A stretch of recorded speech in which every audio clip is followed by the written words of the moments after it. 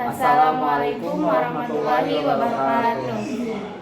Perkenalkan, kami mahasiswa dari mata kuliah Perencanaan Jalan Rel akan memaparkan beberapa materi, diantaranya Yang pertama ada gambaran perkeretaapian yang akan disampaikan oleh Fadil Hansor. Yang kedua yaitu struktur dan klasifikasi jalan rel yang akan dibawakan oleh Febila Sani. dan yang terakhir pembebanan struktur jalan rel yang akan dibawakan oleh Indra Mulyana.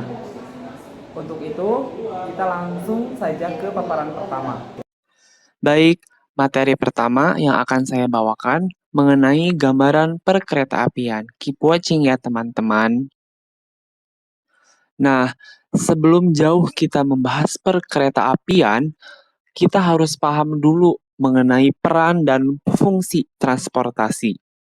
Transportasi merupakan permintaan turunan atau derived demand. Transportasi ada karena adanya kebutuhan. Kemudian fungsi transportasi. Pertama, sebagai penggerak pembangunan atau promoting function. Pembangunan prasarana transportasi dapat membuka isolasi suatu daerah dan menunjang program perluasan wilayah. Kedua, sebagai pelayanan atau servicing function. Prasarana transportasi yang baik dapat menunjang dan mengakselerasi aktivitas ekonomi di berbagai sektor wilayah.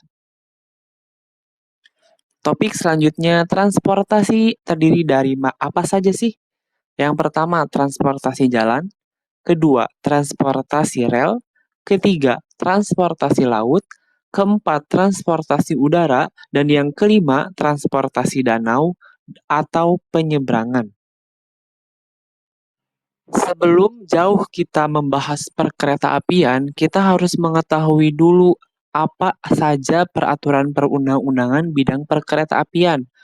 Pertama ada dari undang-undang. Di dalamnya ada Undang-Undang Nomor 23 Tahun 2007 tentang Perkeretaapian. Kemudian ada peraturan pemerintah. Di dalamnya ada Peraturan Pemerintah Nomor 56 Tahun 2009 tentang penyelenggaraan perkeretaapian. Dan yang kedua ada PP Nomor 72 Tahun 2009 tentang lalu lintas dan angkutan kereta api. Kemudian ada peraturan teknis atau Permenhub.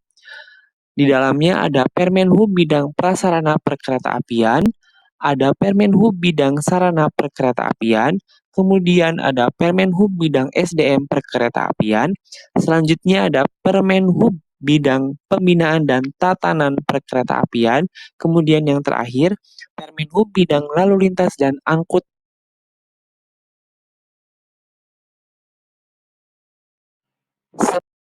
Nah, kita lanjut ke definisi. Di sini saya menampilkan beberapa definisi. Yang pertama, perkeretaapian. Perkeretaapian adalah satu kesatuan sistem yang terdiri atas prasarana, sarana, dan sumber daya manusia, serta norma, kriteria, persyaratan, dan prosedur untuk penyelenggaraan transportasi kereta api. Kedua ada kereta api. Kereta api adalah sarana perkeretaapian dengan tenaga gerak, baik berjalan sendiri maupun dirangkaikan dengan sarana perkeretaapian lainnya yang akan ataupun sedang bergerak di jalan rel yang terkait dengan perjalanan kereta api. Ketiga ada prasarana perkeretaapian. Itu adalah jalur kereta api, stasiun kereta api, dan fasilitas operasi kereta api agar kereta api dapat dioperasikan. Kemudian jalan rel. Jalan rel adalah satu kesatuan konstruksi yang terbuat dari baja, beton, atau konstruksi lain yang terletak di permukaan, di bawah, dan di atas tanah atau bergantung beserta perangkatnya yang mengarahkan jalannya kereta api. Nah, sejarah dari kereta api. Awalnya menggunakan kereta yang ditarik kuda yang sering disebut delman, kemudian menggunakan rel dan roda dari besi, selanjutnya ada penggunaan tenaga uap untuk menarik kereta. Mengenai sejarah kereta api, pada tahun 1864 silam, pemerintah kolonial Hindia Belanda membangun jalur kereta api pertama berupa jalur tunggal atau single track. Dan kini pada tahun 2015, putra-putra bangsa telah membentangkan rel gandanya yang sering kita sebut double track. Nah, untuk Berkembangnya kereta api dari tahun ke tahun bisa kita simak dan baca secara seksama pada layar. Kemudian mengenai perkeretaapian, kita harus mengetahui keunggulan dan kelemahan dari transportasi kereta api. Keunggulannya seperti kapasitas angkut besar, ramah lingkungan, pelayanan aktivitas khusus, keselamatan perjalanan, dan keandalan waktu pencapaian. Kemudian dari sisi kelemahan transportasi kereta api, seperti tidak dapat mengangkut door to door, memerlukan biaya investasi yang besar, jangka panjang dan pengembalian rendah, fixed cost tinggi, lebih kurang 80%, dan variable cost relatif rendah yang nilainya lebih kurang 20%. Nah, dengan perkembangan zaman, maka teknologi perkeretaapian juga ikut berkembang. Kita lihat dari prasarana perkeretaapian, seperti jalur dan jembatan yang semakin optimal, stasiun yang semakin nyaman, dan fasilitas operasi seperti persinyalan, telekomunikasi, dan kelistrikan semakin optimal. Selanjutnya, kita lihat perkembangan teknologi perkeretaapian dari sarananya. Ada lokomotif, kereta, KRL, KRD, monorel, HST, kemudian ada gerbong, peralatan khusus. Alhamdulillah, materi yang saya bawakan telah selesai. Semoga dapat bermanfaat bagi teman-teman semua. Terima kasih atas perhatiannya. Untuk materi berikutnya akan disampaikan oleh rekan saya. Baiklah, teman-teman semua, di sini saya Febi Lasani ingin melanjutkan materi yang kedua, yaitu struktur dan klasifikasi jalan rel. Mari kita simak. Struktur jalan rel dibagi ke dalam dua bagian struktur. Yang pertama ada struktur bagian atas atau dikenal sebagai superstruktur. Komponennya yaitu rel, penambat, dan bantalan. Dan yang kedua ada struktur bagian bawah atau dikenal sebagai substruktur. Dan komponennya ada balas, subbalas, tanah dasar, dan juga tanah asli. Selanjutnya ada bentuk konstruksi. Secara konstruksi, jalan rel dibagi ke dalam dua bentuk konstruksi. Yang pertama ada konstruksi timbunan, yaitu biasanya terdapat pada daerah persawahan atau daerah rawa. Dan berikut contoh bentuk gambar dari konstruksi timbunan. Yang kedua ada konstruksi galian. Jalan rel pada konstruksi galian umumnya terdapat pada medan pegunungan. Berikut contoh potongan konstruksi pada jalan rel pada daerah galian.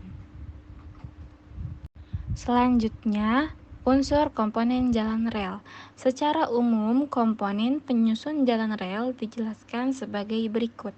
Yang pertama ada rel, yang kedua ada penambat, yang ketiga ada bantalan, yang keempat ada lapisan fondasi atas atau lapisan balas, yang kelima ada lapisan fondasi bawah atau lapisan subbalas, dan yang keenam ada lapisan tanah dasar.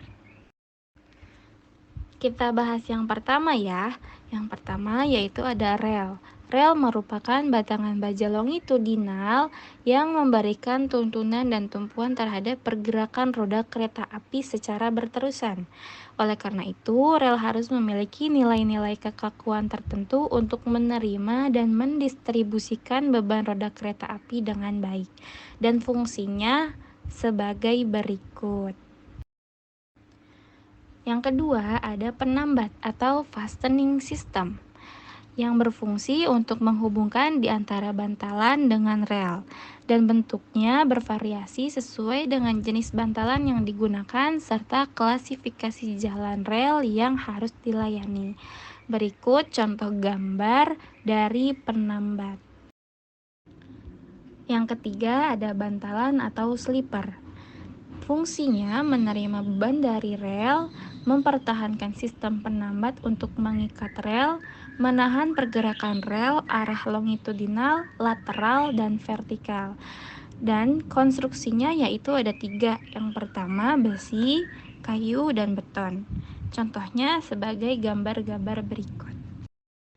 Selanjutnya ada lapisan fondasi atas atau balas yang merupakan material granular atau butiran dan diletakkan sebagai lapisan permukaan dari konstruksi substruktur yang biasanya berasal dari batuan yang bersudut, pecah, keras, bergradasi yang sama, bebas dari debu dan kotoran, dan tidak pipih.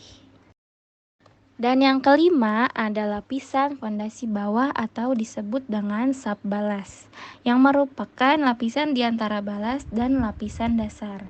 Lapisan ini berfungsi sebagaimana lapisan balas, di antaranya mengurangi tekanan di bawah balas sehingga dapat didistribusikan kepada lapisan tanah dasar sesuai dengan tingkatannya.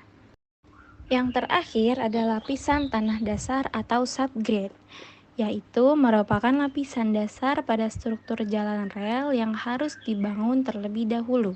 Fungsi utama dari lapisan tanah dasar adalah menyediakan landasan yang stabil untuk lapisan balas dan subbalas. Selanjutnya, mari kita bahas kriteria struktur jalan rel. Struktur jalan rel harus memiliki kriteria yang pertama, kekakuan, dan yang kedua, elastisitas, yang ketiga, ketahanan terhadap deformasi tetap, yang keempat, stabilitas, dan yang kelima, kemudahan dalam pengaturan. Selanjutnya, kita bahas klasifikasi jalan rel. Jalan rel dikelompokkan menjadi 6. Yang pertama, menurut lebar jalan rel. Yang kedua, menurut kecepatan maksimum yang diizinkan. Yang ketiga, menurut kelandaian. Yang keempat, menurut jumlah jalur. Yang kelima, menurut daya angkut. Dan yang terakhir, menurut bentuk. Kita bahas yang pertama yuk, yaitu menurut lebar jalan rel. Lebar sepur merupakan jarak terkecil di antara kedua sisi kepala rel, diukur pada daerah 0 sampai 14 mm di bawah permukaan teratas kepala rel. Ukuran lebar sepur terbagi menjadi 3. Yang pertama, sepur standar, sepur lebar, dan sepur sempit. Dan di Indonesia sendiri menggunakan sepur sempit. Selanjutnya kita bahas menurut kecepatan. Menurut kecepatan terbagi menjadi 4. Yang pertama ada kecepatan perancangan, yang kedua kecepatan maksimum, kecepatan operasi, dan kecepatan komersial. Dan di Indonesia sendiri memiliki 5 kelas kecepatan maksimum, mulai dari 120 km per jam sampai dengan 80 km per jam yang terakhir. Mari kita bahas menurut kelandaian. Menurut kelandaian, lintas jalan rel dikelompokkan menjadi 3. Yang pertama, lintas datar dengan kelandaian 0 sampai 10%, lintas pegunungan dengan kelandaian 10 sampai 40%, dan yang ketiga, lintas dengan rel gigi dengan kelandaian 40 sampai dengan 80%.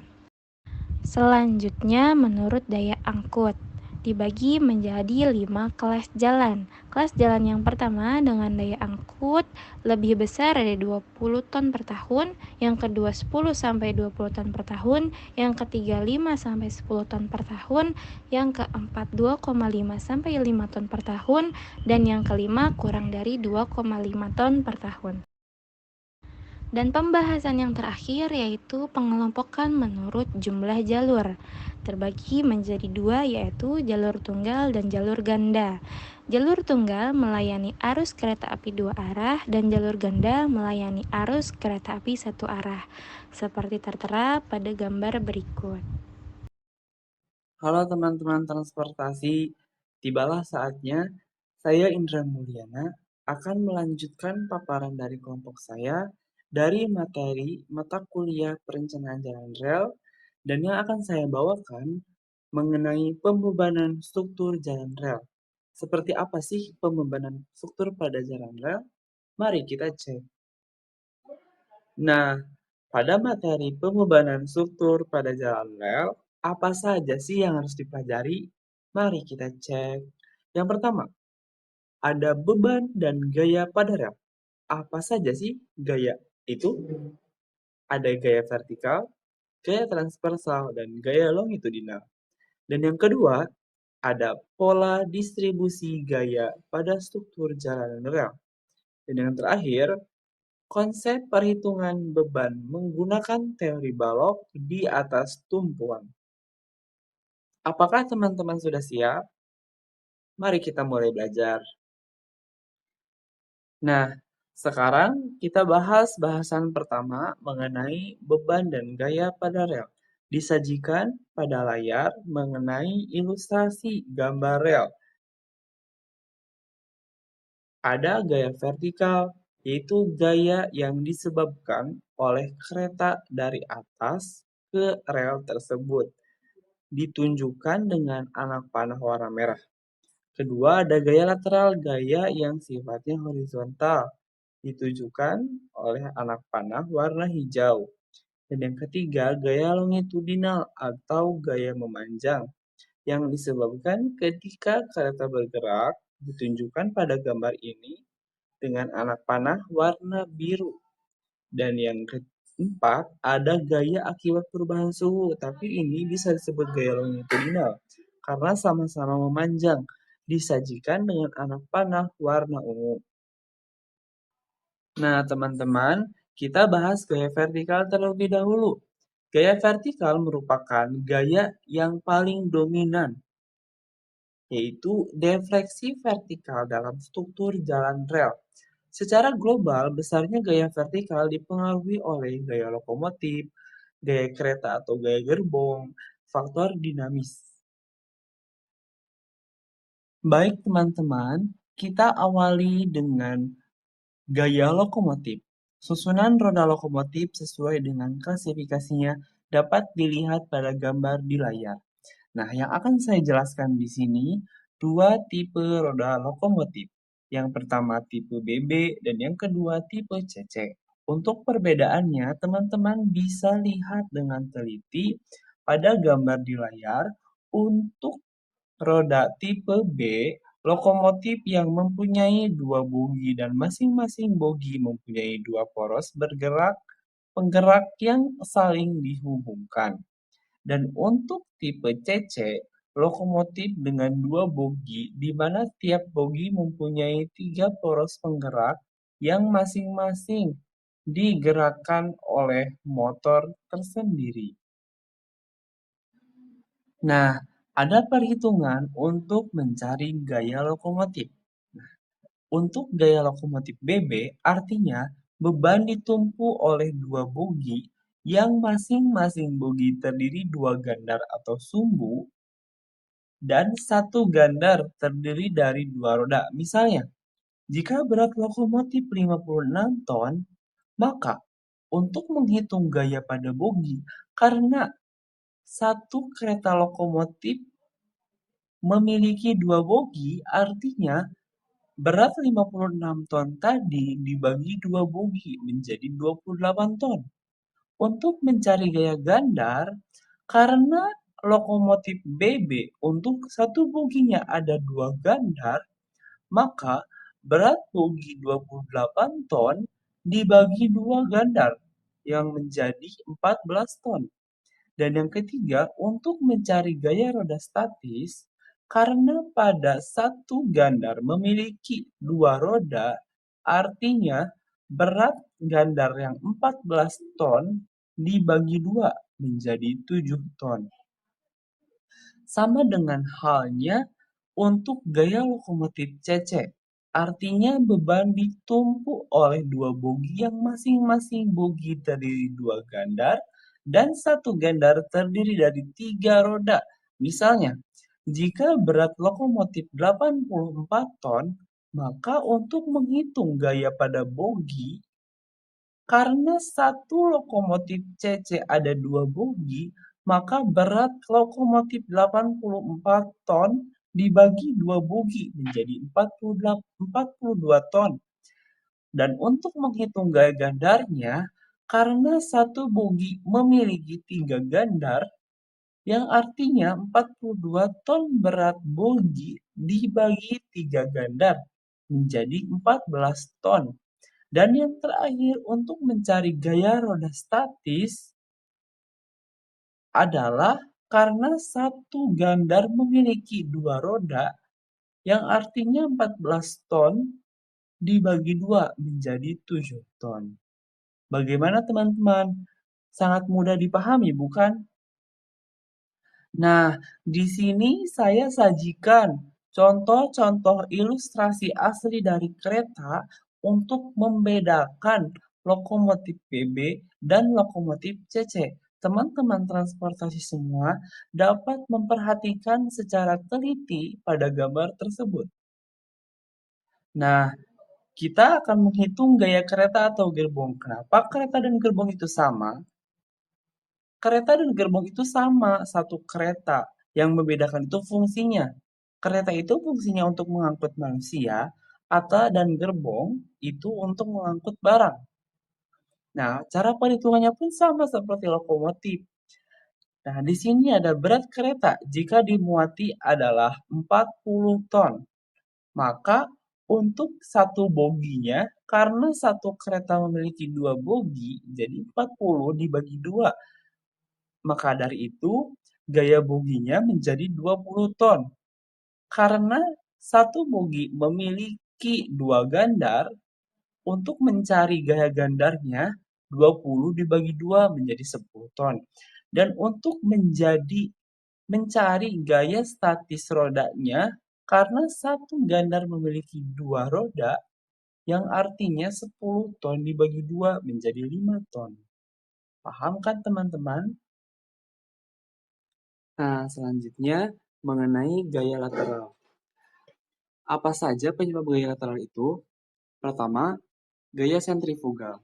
Gaya sentrifugal itu gaya ketika kereta ingin berbelok, namun kereta tersebut mempertahankan ke porosnya atau ke titik pusatnya supaya tetap di jalan rel.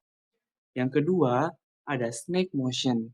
Itu ketika kereta melalui jalan yang berkelok-kelok. Dan yang terakhir, ketidakrataan geometri jalan rel. Itu kondisi alami ya teman-teman. Nah, di sini ada gambar skema gaya lateral yang bisa teman-teman transportasi semua pahami dan lihat secara seksama.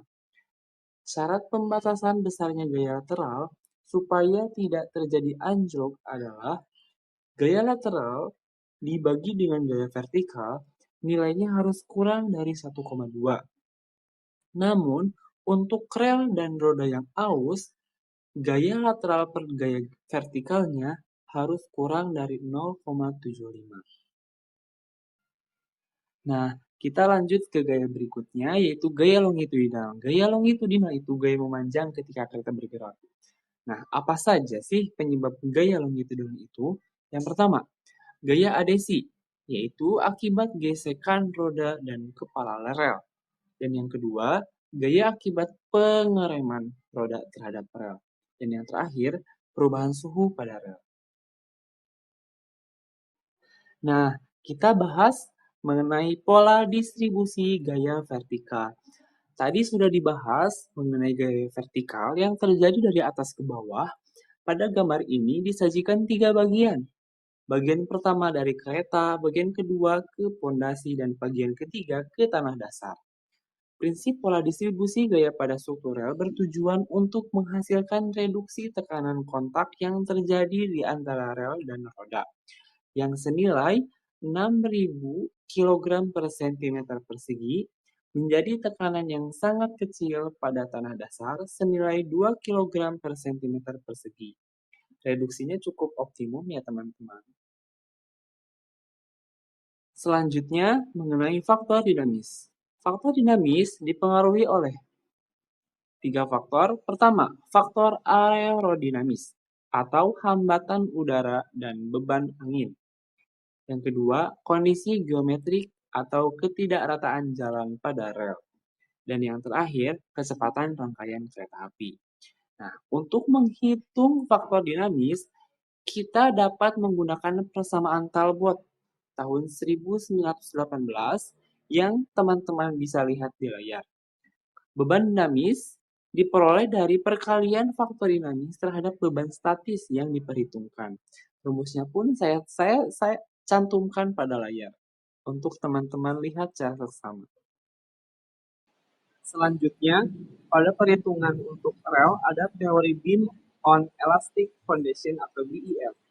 Dikembangkan pertama kali oleh Winkler pada tahun 1867 untuk perhitungan tegangan komponen jalan rel. Diasumsikan, setiap rel akan berperilaku sebagai balok penerus yang diletakkan di atas tumpuan elastik. Defleksi rel pada setiap jarak X sepanjang rel akibat dari pembebanan titik terpusat. Kemudian rumusnya disajikan dalam suatu gambar, di mana nilai K adalah modulus kekakuan jalan rel, Y defleksi akibat beban pada rel, E modulus elastisitas baja penyusun rel, dan I momen inersia rel dengan lambda damping faktor. Nah, dalam menghitung defleksi akibat beban pada rel, di sana terdapat K.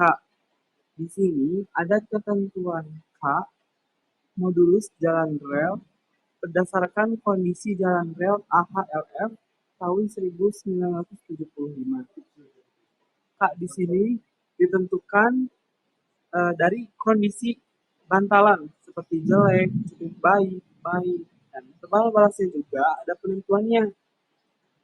Dan bisa teman-teman lihat secara seksama pada layar.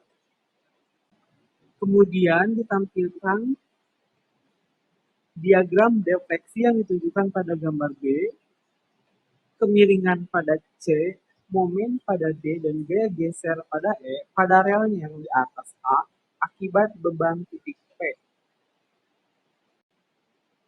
Defleksi maksimum pada rel pada setiap titik di sepanjang rel akibat gaya titik terpusat P bisa dihitung dengan rumus berikut, sehingga didapat momen maksimumnya, gaya geser maksimumnya, yang dinamakan dimensi tipe dan desain rel. Alhamdulillah, paparan yang kami sampaikan telah selesai. Semoga yang kami paparkan dan kami berikan bermanfaat bagi teman-teman semua. Wassalamualaikum warahmatullahi wabarakatuh.